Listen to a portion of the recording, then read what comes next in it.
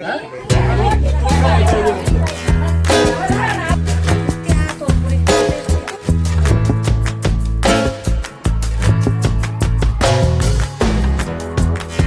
Hello नमस्कार, welcome back to my YouTube channel. तुमचं सगळ्यांचं आपल्या चॅनलमध्ये मी स्वागत करते. आणि भरपूर दिवस झाले आपला एकही व्हिडिओ चॅनलवर आला नाही आहे, म्हणजे मोठा व्हिडिओ चॅनलवर नाही आला आहे. म्हणजे शॉर्ट व्हिडिओ मी रोजच अपलोड करते, तुम्ही बघताय की नाही माहीत नाही मला. तर आज मी विचार करत होते की चला आपण आज मस्त लॉंग व्हिडिओ शूट करूया. म्हणजे भरपूर कंटेंट होतं, भरपूर छान छान गोष्टी होत्या, म्हणून मी शूट करायला घेतलं. तसं तरी मी ना येण्याच्या गोद्र्यावरून येण्याच्या आधीसुद्धा मी मोठा लॉंग व्हिडिओ शूट केला होता, पण इशूने ना ते सगळं काही डिलीट करून टाकलं. एक शॉर्ट व्हिडिओही बनवला होता आणि एक लॉंग व्हिडिओही बनवला होता, पण इशूने तो डिलीट केला. मग मला तुमच्यासोबत काही सुद्धा शेअर करता आलं नाही. म्हणजे आम्ही तिथून गोद्यावरून निघताना, घरी येताना सगळं काही मी छान शूट केलं होतं, पण काही तो उपयोग झाला नाही. खूप मेहनत घेतली होती, पण ती वाया गेली. पण असो, जे होतं ते चांगल्यासाठी होतं असं मानून आपण पुढे चालत राहावं. इथं मी भांडी घासत होती, म्हणजे आमच्याकडे ना कानबाई मातेचे रोट आहेत ना, त्याच्यासाठी तिथं सगळं साफसफाईचं काम चालू होतं. आणि इथं मला काही सुचत नव्हतं कोणतं भांडं कुठं रचायचं, कारण की ना हे सगळं नवीन नवीन घर आहे आणि आपल्याला काही सुचत नाही नवीन घरामध्ये की कुठं काय रचायचं. तरी मी जसं तसं ऍडजस्ट केलं आणि मग ते सगळं व्यवस्थित रचून दिलं. त्याच्यानंतर ना इथं मी गहू निवडायला बसली होती, मी आणि आई. म्हणजे कानबाई मातेसाठी रोडसाठी गहू लागतात ना, तेच आम्ही इथं निवडायला बसलो होतो. काही कानबाई मातेच्या रोडसाठी निवडायचे होते, काही घरासाठी सुद्धा निवडायचे होते, ते आम्ही निवडायला बसलो होतो. चिरागिशूचं इथं मस्त बाहेर खेळणं चालू होतं. चिरागिशूला एवढी मज्जा येत होती तर अजिबात त्यांना असं हे वाटत नव्हतं की किती मोकळी जागा आहे आणि किती खेळून घेऊन किती नाही. आणि त्यांना खरंच खूप छान वाटत होतं. आणि चिरागिशूचं असं आहे ना की ते कुठं जास्त रमत नाही, पण खरंच इथं ते खूप रमून गेले होते. म्हणजे नंदना त्यांना खूप छान वाटत होतं. आणि गावाकडचं वातावरण छानच असतं, म्हणजे कोणालाही तिथं चांगलंच वाटतं. आम्हाला सुद्धा खूप आवडतं गावाकडे राहायला. आणि एवढं मोठं घर बांधलंय ते खरंच असं वाटतं की मस्त आईस्पेस इथंच राहावं. पण आपले जॉब असतात, आपले भरपूर काम असतात सिटीमध्ये, मुलांचे शिक्षण असतात, त्यासाठी आपल्याला घरदार सोडून सगळं जावं लागतं. तसं महाराष्ट्रामध्ये राहायला मला खूप आवडतं, कारण की अशा रीती रिवाज बघून आणि असं सगळं काही बघून असं वाटतं की मस्त यार इथं छान छान सगळे फेस्टिवल जे असतात ते एकदम उत्साहाने एकदम आनंदाने साजरे केले जातात, जे आपल्याला सिटीत बघायला भेटत नाही फार करून, आणि ते आपल्याला गावाकडेच अनुभवायला भेटतात. आणि खूप छान वाटतं, सगळे एकत्र जमतात आणि सगळे येतात. आणि एवढं मस्त वाटत होतं ना की 4-5 दिवस कुठे गेले आम्हाला अजिबात समजलं नाही. जेवढं काही होईल मी तेवढं सगळं तुमच्यासोबत शेअर करणार आहे. सगळा व्हिडिओ पूर्ण बघा. आणि खूप मज्जा या व्हिडिओमध्ये. चिरागिशूला नाही तर गुलाल पाहिजे होता, त्यांना काही गुलाल भेटत नव्हता, त्यांना सगळ्यांवर गुलाल उडवायचा होता. आणि चिरुनीनं खरंच खूप मज्जा केली, म्हणजे अगदी बिंदास ते राहिले आणि आम्ही त्यांना काही ओरडलो नाही. 2 दिवस मजा करायची, नंतर मग काही घरातच राहायचं आहे, अभ्यासच करायचा आहे. 2 दिवस मजा करायला भेटली तर करून घेऊया. इथं ना कानबाई मातेचं मुकुट आम्ही घ्यायला आलेलो होतो, कारण की आमच्या घरांमध्ये कानबाई मातेचं मुकुट नाहीये तसं. म्हणजे जे आमचे भावकी आहे त्यांच्याकडे आहे, पण जे आमचे 5 घर आहेत जे जवळचे असतात ना, ते त्यांच्या घरामध्ये नाहीये. तसं तर आमचे 3 घर आहेत जवळचे, तिथं आमचे एकत्र रोट होत होते. पण आता जे 5 घर जे भावकीचे असतात ना पूर्ण एकत्र, त्यांचे सगळ्यांचे एकत्र रोट होणार होते. तसं तर आमच्या घरी रोट ठेवलेले होते, पण का आता जिथं कानबाई होती ना तिथं त्यांना सुतक झालं होतं, म्हणून ते बोलले की तुमच्या घरांमध्ये कानबाई नाहीये तर तुम्ही ही कानबाई पाहुणीन म्हणून घेऊन जा आणि तुम्ही सेवा करा. आणि तर मग आम्ही विचार केला की बरं आहे, आता सगळे 5 जे घर आहेत त्यांचे सगळ्यांचे एकत्र रोट होणार आहेत. आणि एकत्र जर काही गोष्टी झाल्या तर ती खूपच मज्जा येते, म्हणजे मज्जा डबल होऊन जाते. सगळे एकत्र अशा कार्यक्रम जमतात आणि सगळ्यांची ओळखी होतात. फारशा आमच्या ओळख सुद्धा नव्हत्या कोणाशी, आणि इथं सगळ्यांच्या ओळखी झाल्या आणि एवढं छान वाटत होतं ना. कानबाईतून घेत असताना जेवढे पण आम्ही गल्ल्या फिरून आता तेवढे सगळे जे लोक असतात ते सगळे आरत्या करतात. एवढं छान वाटत होतं ना सगळ्यांसोबत असं भेटून आणि मस्त. आणि याच वर्षी आमच्या घरांमध्ये कानबाई राहणार आहे, तर मग मज्जा तर डबलच होणार आहे. आता इथं आहे ना बॅकग्राऊंडला खूप छान म्युझिक चालू होतं कानबाईचं, आणि मग ते काही घेऊ शकले नाही, कारण की ना कॉपीराईट येऊ नये म्हणून ते मला घेता आलं नाही. नाहीतर ते जर फक्त म्युझिक घेतलं असतं आणि सगळं तुम्हाला दाखवलं असतं ना, तुम्हाला खरंच खूप बघायला मजा आली असती. पण ते कॉपीराईटमुळे मला ते म्युझिक घेता आलं नाही, म्हणून मी तर व्हॉइस ओव्हर करते. मला सॉन्ग पण टाकायचं होतं, मी ते पुढे टाकणारच आहे. आणि पुढे सुद्धा छान व्हिडिओ आहे, नक्की पूर्ण बघा, स्किप करू नका. इथं कानबाई मातेची आरती चालली होती, म्हणजे आता जिथं आम्ही जाऊ ना तिथं कानबाई मातेची आरती होणारच आहे. आधी बोलतात की जेव्हा आपण कानबाई माता आपण घरी घेऊन जातो, म्हणजे जिथं ठेवायचं तिथं घेऊन जातो, त्याच्या आधी ना आपल्याला ना मंदिरात त्याची भेट द्यायची असते. याच्यानंतर आरती झाल्यानंतर आम्ही मंदिरातच जाणार होतो, का जेणेकरून कानबाई मातेची आम्ही भेट देणार. तिथून मग आम्ही पूर्ण गावात फिरणार होतो. आणि मग इथून आम्ही कानबाई मातेच्या दर्जाच्या बाहेर आलो होतो. हे नंदाने गाव आहे आणि हा जो तुम्ही बघताय समोर हा दर्जा आहे. इथून बाहेर निघाल्यावर इथं समोरच मंदिर आहे, राम मंदिर आहे. इथं तिथं भेट दिली आणि त्याच्यानंतर मग आम्ही पूर्ण गावात असं फिरायला गेलो. खूप छान वाटत होतं. सगळे नवीन लोक दिसत होते आणि खूप असं सगळ्यांच्या अंगावर गुलाल, वेगळंच फील असतं खरं. आणि हे दिवस खरंच बघायला मिळत नाही आणि प्रत्येक माणसाने प्रत्येक व्यक्तीने यावर ओढला. आणि आम्हाला तरी खूप हौस असते गावाला जायची. मलाही, चिराच्या पप्पांना, पोरांना सुद्धा. म्हणजे आम्हाला असं होऊन जातं कधी तो कार्यक्रम होईल आणि कधी आम्ही गावाला जाऊ असेल. म्हणजे 3-3 वर्षानंतर रोट येतात कानबाई मातेचे. 3-3 वर्ष आम्हाला वाट पाहावी लागते, तेव्हा आपल्याला कुठं हे दिवस बघायला भेटतात. म्हणून मला वाटतं की प्रत्येक दिवस माणसाने एन्जॉय करायला पाहिजे. आणि मला खरंच खूप आवडतं असं गावात राहणं, हे गावातले सगळे कार्यक्रम बघणं आणि खूप मज्जा येते. सगळे आरती करत होते इथं, सगळ्यांच्या आरत्या झाल्या होत्या आणि ऑलमोस्ट आता आमचं घर सुद्धा येणार होतं. पण ते काय झालं की ते शूट करायला कोण नव्हतंच, कारण की मी आरती यायला मध्ये गेली आणि चिरागनी ते रडायला लागले मग. आणि ते काही त्यांनी शूट केलं नाही आणि ते सगळं स्किप झालं. पण असं जेवढं काही आहे तेवढं सगळं तुमच्यासोबत मी शेअर करणार आहे, तर व्हिडिओ नक्की पूर्ण बघा.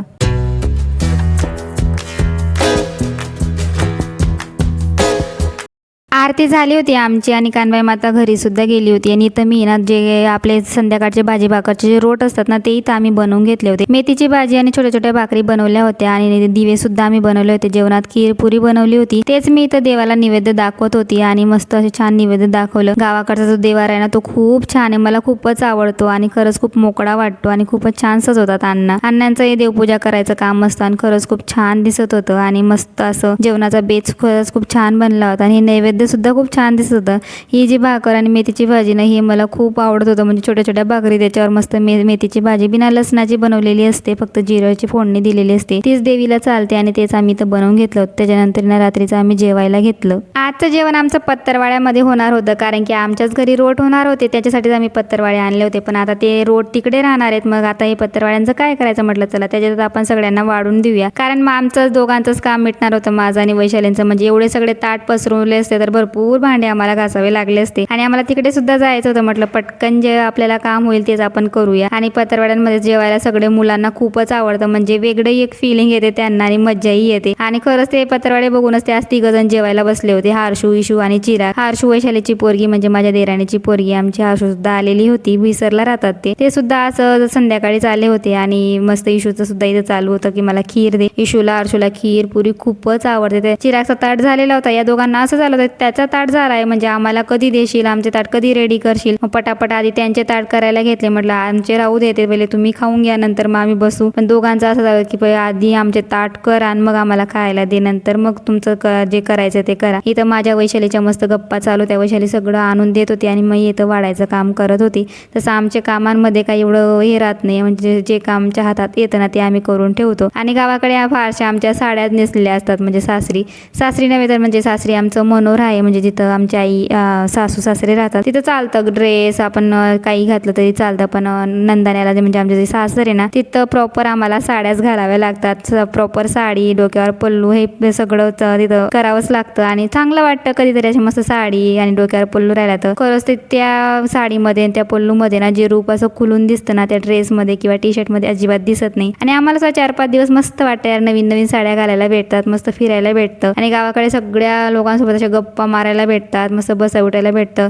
शहरात एवढं काय राहत नाही, घरामध्येच राहायचं आणि कोणाशी बोलणं नाही, एवढं काय होत नाही. आणि एकत्र अशी फॅमिली जर जमली ना तरी वेगळीच मज्जा येते. म्हणजे अगदी आपण चटणी भाकर जरी बनवली ना तरी माणूस असं आवडीने खातो. आणि भरपूर आम्ही मिरच्या तोडून घेतल्या. त्या माझं वैशालीचं असं आहे ना की आम्हाला जास्त तर गोड आवडत नाही. आणि मग म्हणून ना आज आम्ही ना दोघांसाठी मस्त मिरच्या तळल्या. सगळ्यांचं जेवण झालं. हा डायरेक्ट ना दुसऱ्या दिवशीचा व्हिडिओ मी तुमच्यासोबत शेअर करते. म्हणजे कानबाई मातेचे जे रोटचा स्वयंपाक होता ना, तो हा मी सगळा शेअर करते. आणि एवढं काय शूट झालं नाही, कारण आहे ना तिथं मी एवढा मोबाईल घेऊन गेली नव्हती. ऑलमोस्ट इथं सगळा स्वयंपाक झालेला होता, फक्त ना पुऱ्या बनवायच्या बाकी होत्या, त्याचे तर पुरणपोळ्या बनवत होते. आणि ते तुमच्यासोबत मी आता शेअर करते, कारण मोबाईल नव्हता म्हणून ते शूट करता आलं नाही. तेवढा टाइम सुद्धा नव्हता आमच्याकडे. म्हणजे आम्ही सकाळची इथं आलेलो होतो, मोबाईल ना मुलांकडे घरी होते, म्हणून आम्ही म्हणजे नंतर मग चिरागचे पप्पा संध्याकाळी थोडाफार मोबाईल देऊन गेले. तेव्हा वैशालीने हे शूट केलंय आणि म्हटलं चला जेवढं होईल तेवढं आपण कॅप्चर करूया. इथं पुरणपोळ्या टाकणं चालू होतं. मला आणि वैशालीला जमतात पुरणपोळ्या, पण एवढ्या चांगल्या जमत जमत नाही, म्हणून आम्ही दोघं जण काय टाकायला बसलो नाही. आम्ही थोडीफार जी हेल्प असते ना ती करत होतो. आणि जे मेन बाय असतात म्हणजे ज्यांना चांगल्यापैकी बऱ्यापैकी जमतात ना त्यांनीच पुरणपोळ्या केले आणि खूप भारी